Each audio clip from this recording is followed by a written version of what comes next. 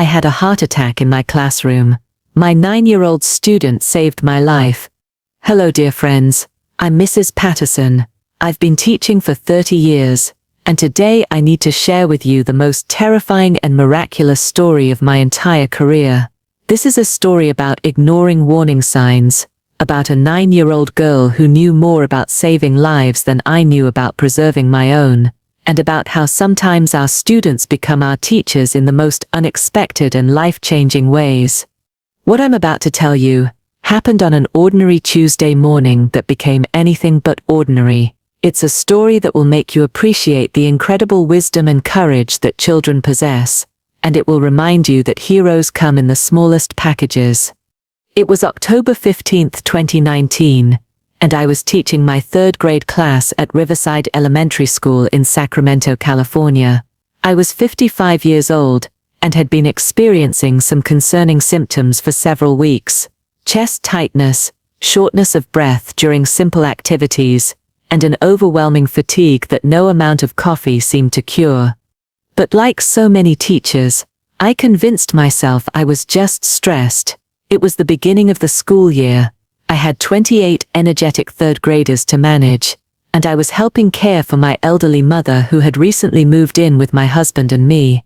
I told myself the symptoms were just exhaustion, maybe a touch of anxiety about all the changes in my life.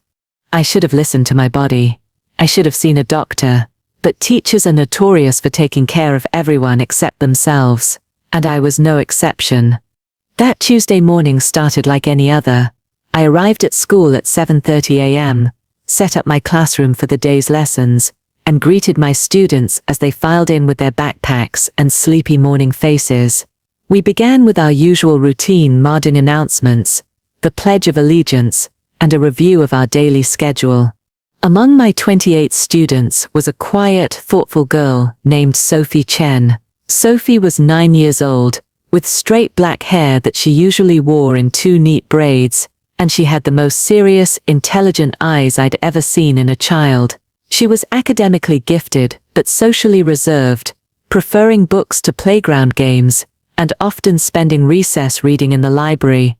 What made Sophie unique wasn't just her academic abilities, it was her unusual fascination with medicine and human anatomy. Her father, Dr. James Chen, was a cardiologist at UC Davis Medical Center, and Sophie had been absorbing medical knowledge since she was old enough to hold a book. She would bring medical textbooks to school, draw detailed diagrams of the human heart during art time, and ask questions about biology that were far beyond 3rd grade level. Other teachers sometimes found Sophie's interests unusual for a child her age, but I encouraged her curiosity. I believed that passion for learning, regardless of the subject, should always be nurtured.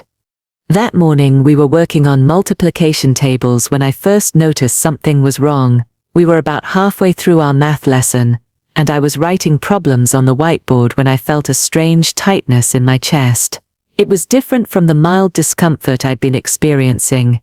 This was sharper, more insistent. I paused for a moment thinking it would pass, but the sensation intensified. Along with the chest pressure came a wave of nausea and a cold sweat that seemed to come from nowhere. "Mrs. Patterson?" asked Tommy, one of my more observant students. "Are you okay? You look kind of pale." I forced a smile and wiped my forehead with a tissue. "I'm fine, Tommy. Just a little warm in here. Let's continue with our multiplication." But I wasn't fine. As I turned back to the whiteboard, the chest pain became more severe, radiating down my left arm and up into my jaw. I had read enough health articles to know these were classic signs of a heart attack, but my mind refused to accept what was happening. This couldn't be happening. Not here, not in front of my students. I tried to continue teaching, but my voice was becoming shaky, and my hands were trembling as I wrote on the board. Several students were now looking at me with concern, sensing that something was very wrong with their teacher. "Mrs. Patterson," came a calm, clear voice from the middle of the classroom. It was Sophie, and she was standing beside her desk with an expression of serious concern. "I think you need to sit down right now." "I'm okay, Sophie," I managed to say, though my breathing was becoming labored. Let's just finish this problem, and then. I never finished that sentence. The world suddenly tilted sideways as a crushing pain exploded across my chest. I felt my knees buckle, and the last thing I remember clearly was the sound of the marker clattering to the floor as I collapsed. What happened next? I learned later from my students, the school staff, and the paramedics who responded to the emergency.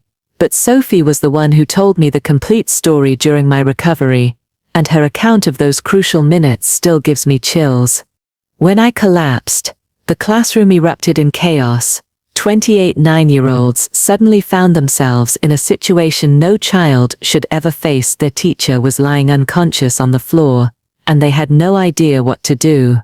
Most of the children began crying or screaming. Some ran toward the door, wanting to get help but not knowing where to go. Others crowded around me, unsure whether to touch me or leave me alone. But Sophie remained calm. "Everyone step back," she called out in a voice that was remarkably composed for a 9-year-old in crisis. "Give her space to breathe." While her classmates were panicking, Sophie was already assessing the situation with a clarity that would have impressed seasoned medical professionals. She knelt beside me and checked for signs of consciousness by calling my name and gently tapping my shoulder. When I didn't respond, she immediately placed her ear near my mouth and nose to check for breathing, just as she had seen her father do countless times, and had read about in her medical books. My breathing was shallow and irregular, and Sophie knew this was a medical emergency that required immediate professional intervention. "Emma," she called to one of her classmates, "run to the main office right now, and tell them to call 911. Tell them Mrs. Patterson collapsed and needs an ambulance immediately." Emma, tears streaming down her face, ran out of the classroom as fast as her legs could carry her. "Jake, go find Mrs. Rodriguez next door, and tell her to come here right away," Sophie directed another student. But Sophie didn't just send for help, she began providing medical care herself. She had learned from her father that when someone collapses and is unresponsive, maintaining their airway and circulation are the most important priorities. She carefully tilted my head back slightly to open my airway, just as she had seen demonstrated in the CPR videos her father had shown her. Then she did something that probably saved my life. She began chest compressions. Sophie had watched her father practice CPR techniques, and had even practiced on training mannequins during Take Your Child to Work Day visits to the hospital. She knew that chest compressions needed to be performed at a specific location on the chest, at a specific depth, and at a specific rhythm. Placing the heel of her small hand on the center of my chest, just below my breastbone, Sophie began pushing hard and fast, counting out loud to maintain the proper rhythm. 1, 2, 3, 4, 5. The other students watched in amazement as their 9-year-old classmate performed life-saving procedures with a composure that many adults would struggle to maintain in such a crisis. "Is Mrs. Patterson going to die?" sobbed Maria, one of Sophie's closest friends. "No," Sophie said firmly, never stopping her compressions. "We're going to help her until the paramedics get here. She's going to be okay."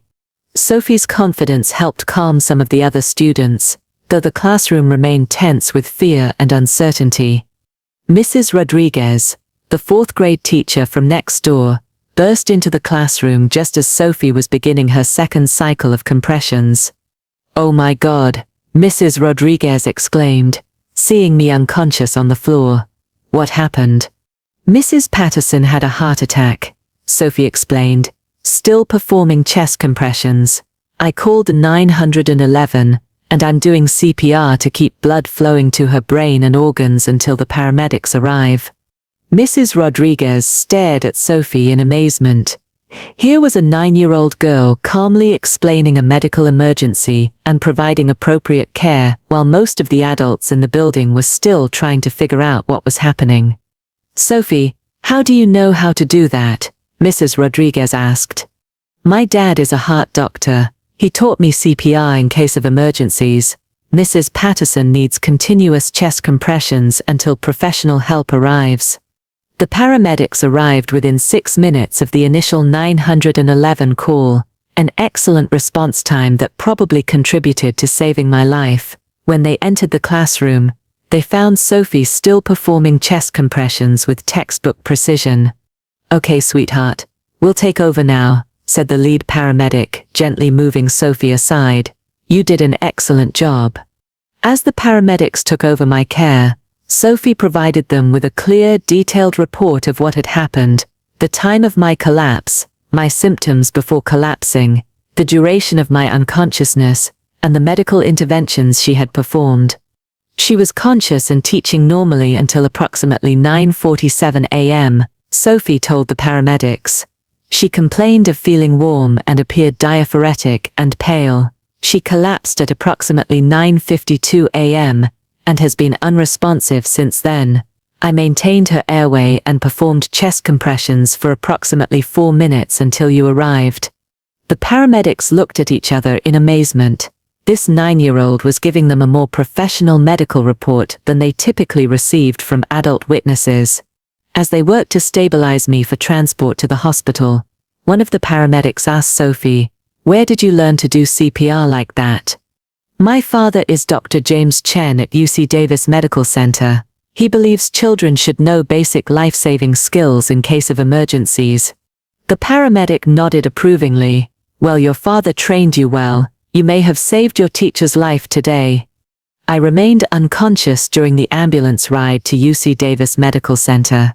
The paramedics later told me that I had suffered a significant heart attack, what doctors call a STEMI or ST elevation, myocardial infarction, which means a major coronary artery was completely blocked.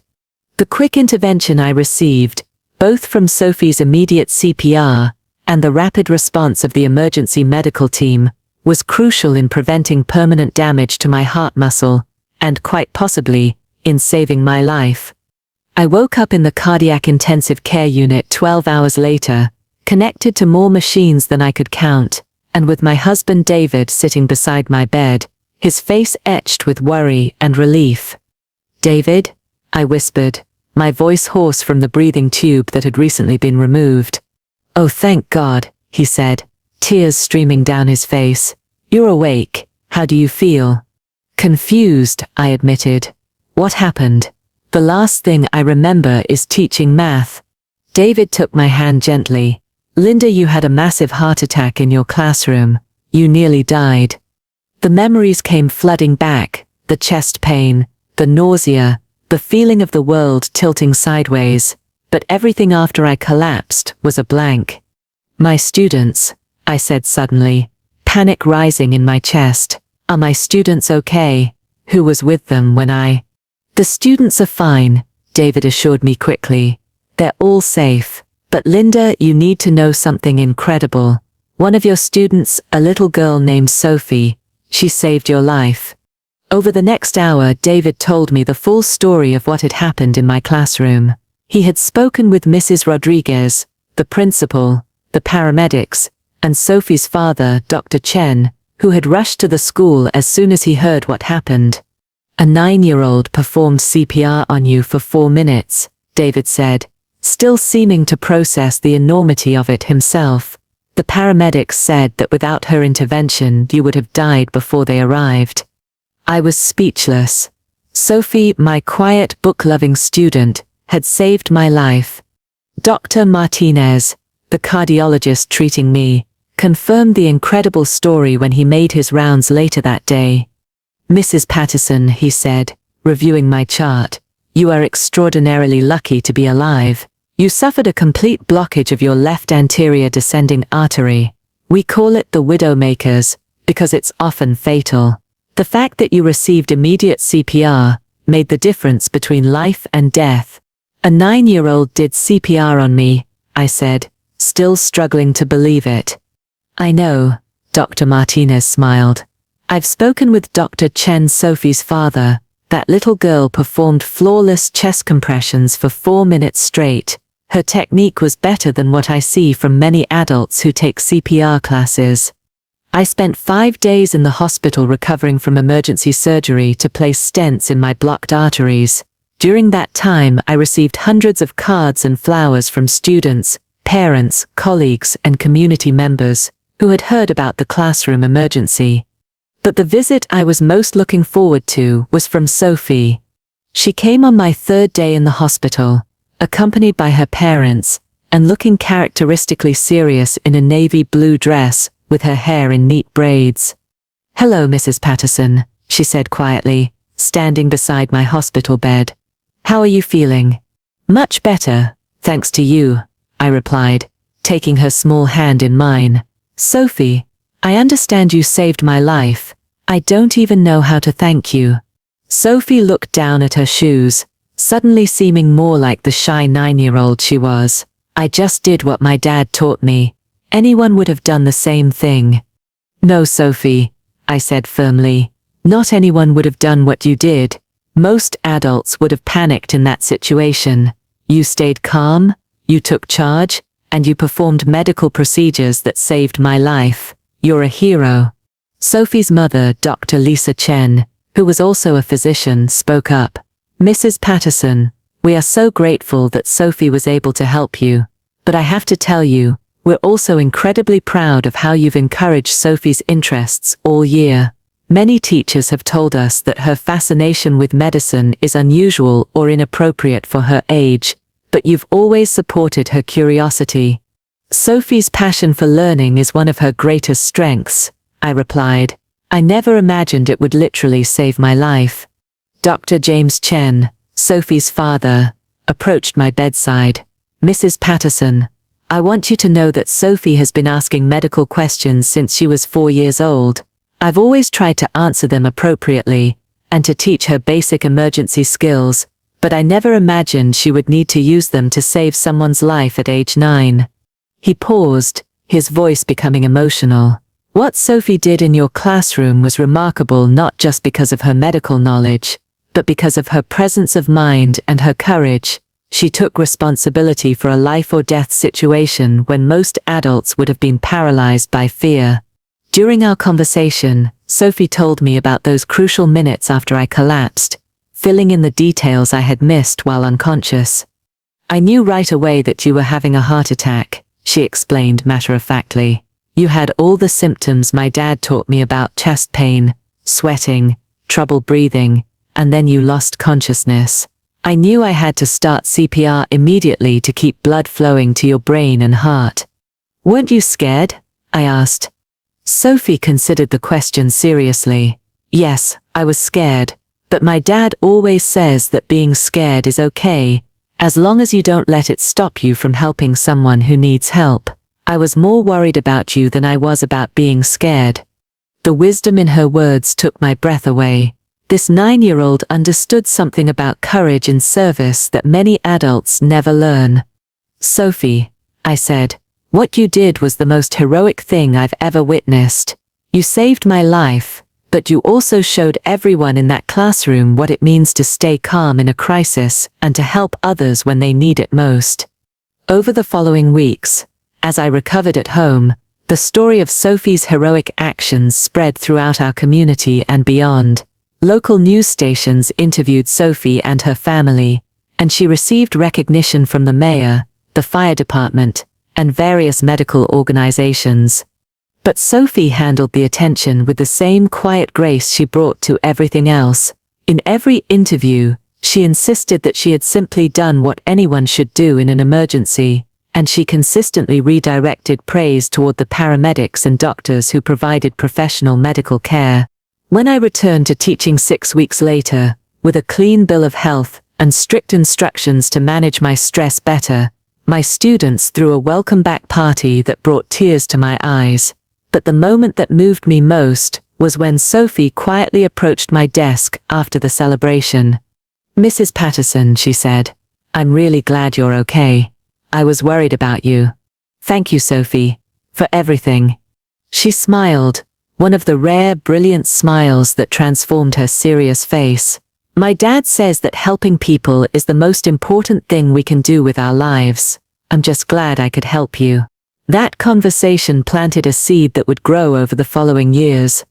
As Sophie moved through elementary school, Her passion for medicine only intensified. She excelled in science classes, volunteered at health fairs, and continued reading medical textbooks that were years beyond her grade level. But more importantly, she began tutoring other students in science and math, showing the same patient teaching approach that had made her such an effective lifesaver during my emergency. I watched Sophie's progress through middle school and high school with great interest and pride. She maintained perfect grades while participating in academic competitions, medical camps, and volunteer programs at local hospitals. But what impressed me most was how she used her gifts to help others, tutoring struggling students, teaching CPR classes to her peers, and always showing the same calm competence in challenging situations that had saved my life. During her junior year of high school, Sophie was accepted into a prestigious pre-med program at Stanford University. When she came to tell me the news, I felt an overwhelming sense of pride and gratitude. "Mrs. Patterson," she said, "I want you to know that what happened in your classroom when I was 9 changed the direction of my entire life." "How so?" I asked. Before that day, I loved reading about medicine and learning about how the human body works, but when I actually had to use that knowledge to save someone's life, to save your life, I realized that medicine isn't just about understanding how things work, it's about being there for people in their most vulnerable moments, and having the knowledge and courage to help them. She paused, gathering her thoughts. That day taught me that I don't just want to study medicine, I want to practice it. I want to be the person who shows up when someone needs help most. 4 years later, I received an invitation that made my heart soar. Sophie was graduating from Stanford University with highest honors and had been accepted to Harvard Medical School. She wanted me to attend her graduation ceremony. Sitting in Stanford Stadium, watching Sophie walk across the stage to receive her diploma, I thought about the incredible journey that had brought us to this moment. The quiet 9-year-old who had saved my life had grown into a brilliant young woman who was preparing to save many more lives. After the ceremony, Sophie found me in the crowd of celebrating families. "Mrs. Patterson," she said, giving me a hug, "thank you for coming. It means so much to have you here." "I wouldn't have missed it for the world," I replied. "I'm so proud of everything you've accomplished." "I need to tell you something," Sophie said, her voice taking on that serious tone I remembered from her childhood. Every day of medical school, every late night studying, every difficult exam, I thought about that Tuesday morning in your classroom. I thought about how it felt to hold someone's life in my hands, and to know that my actions could make the difference between life and death. She looked at me with tears in her eyes. "You gave me the greatest gift anyone could give a child. You believed in my dreams and encouraged my interests when other people thought they were strange. But more than that, you gave me the opportunity to discover what I was truly capable of. If you hadn't had a heart attack in my classroom, I might never have known that I could stay calm in a crisis, that I could take charge when others panicked, that I could actually save a life." I was crying now, overwhelmed by the profound impact our relationship had had on both our lives. "Sophie," I said, "you saved my life twice, once with your medical skills when I was dying, and once with your example of what it means to be brave, compassionate, and dedicated to helping others. Watching you grow up has been one of the greatest privileges of my teaching career." Today Dr. Sophie Chen is completing her residency in emergency medicine at Massachusetts General Hospital. She chose emergency medicine, she tells me, because she wants to be the person who shows up when people are having the worst moments of their lives, just like she showed up for me on that terrible Tuesday morning. She still sends me updates on her medical training, photos from her hospital rotations, and stories about the patients she's helped save. Each message reminds me of the incredible chain of events that began with my heart attack and led to Sophie discovering her true calling. But perhaps the most meaningful part of our ongoing relationship is how Sophie has inspired me to be a better teacher. Her example taught me that we never know which of our students might be capable of extraordinary things, which quiet child might be harboring the knowledge and courage to change lives. Since my heart attack, I've made it a point to encourage every student's interests and passions, no matter how unusual they might seem. I've had students who are fascinated by engineering design, elaborate bridges out of classroom supplies. I've supported kids interested in meteorology who gave daily weather reports to the class. I've encouraged young writers to share their stories and budding artists to teach their classmates new techniques. Because Sophie taught me that when we nurture a child's natural curiosity and passion, we never know what incredible things they might accomplish. My heart attack was the scariest experience of my life, but it also led to one of the most meaningful relationships I've ever had. Sophie Chen saved my life with her medical knowledge and her remarkable composure under pressure. But more than that, she taught me what true heroism looks like, not seeking glory or recognition, but simply doing whatever needs to be done to help someone in need. Every day when I stand in front of my classroom, I look at my students and wonder which one of them might be the next Sophie, which quiet observer might be absorbing knowledge that could someday save lives, which curious child might be developing the skills and character that will make them a hero when the moment demands it. That's the real miracle of teaching my knee. We plant seeds without knowing which ones will grow into something extraordinary. Sophie's seed grew into a life-saving hero at age 9, and a future doctor who will heal countless patients throughout her career. And it all started with a heart attack, a brave little girl, and the knowledge that sometimes our students become our teachers in the most unexpected and beautiful ways. Thank you, Sophie, for saving my life, and for showing me what courage looks like. The world is a better place, because you were in my classroom that day, and it will be a better place, because you'll be in hospital emergency rooms for years to come, saving lives just like you saved mine. Sometimes the smallest hands can perform the greatest miracles. Sophie Chen proved that on a Tuesday morning that changed both our lives forever.